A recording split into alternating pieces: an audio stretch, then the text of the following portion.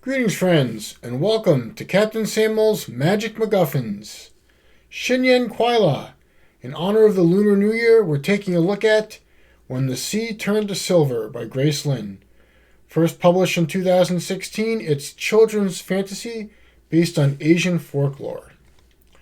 So Pinmei is a girl who lives with her grandmother on a mountainside, and when a new emperor is crowned, he's supposed to pay obeisance to the spirits that live at the top of the mountain. But instead of paying respect, the new emperor kidnaps Pinmei's grandmother and burns down their house. He also captures all the men in the mountain village and forces them to construct a giant stone wall. Now the emperor believes the grandmother, who is the village storyteller, can help him locate a magic shining bauble which will grant him immortality and ultimate power. Pinmei is joined by a neighborhood boy, Yishan, who dresses in all red, and the two set out to rescue the grandma and stop the emperor.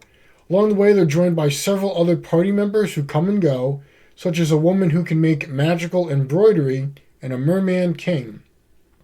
And this main narrative is interspersed with Asian myths, mostly from China, in which the characters tell each other these stories to advance the main story or to make a point. In terms of what I liked or didn't like about the book, I've read and reviewed two other books by Grace Lin, and they've been so full of humanity that they've actually moved me to tears. Not quite so with this book. It was less about humanity and compassion, and more about powerful, selfish people getting their comeuppance. That's still a message I can get behind, but it wasn't quite as touching as the messages of generosity and acceptance that her other books had. I also thought that the main storyline felt like a MacGuffin quest, which didn't draw me in quite as much as her other books did. I mainly enjoyed the standalone stories throughout, especially the one where there's this rich guy who wants to impress everyone. So, even though everyone around him is starving, he paves the road to his house with rice. So, wherever there's a pothole, he fills it in with rice. And instead of sharing this rice with everybody, if anyone tries to take some of the rice out of one of the potholes, he has his guards beat them.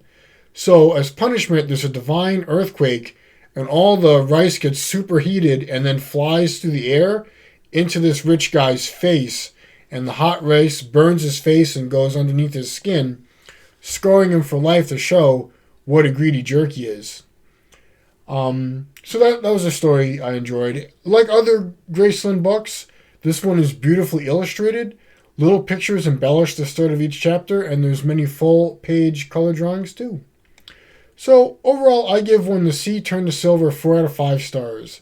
It's a beautifully illustrated children's book with a wholesome message about choosing human decency over greed and power, and thinking carefully about how stories will immortalize a person by how they acted in life. Because remember, you only get one life to determine how people will remember you. So share your rice. Thanks for watching. Hope you're doing well. Zai Jen.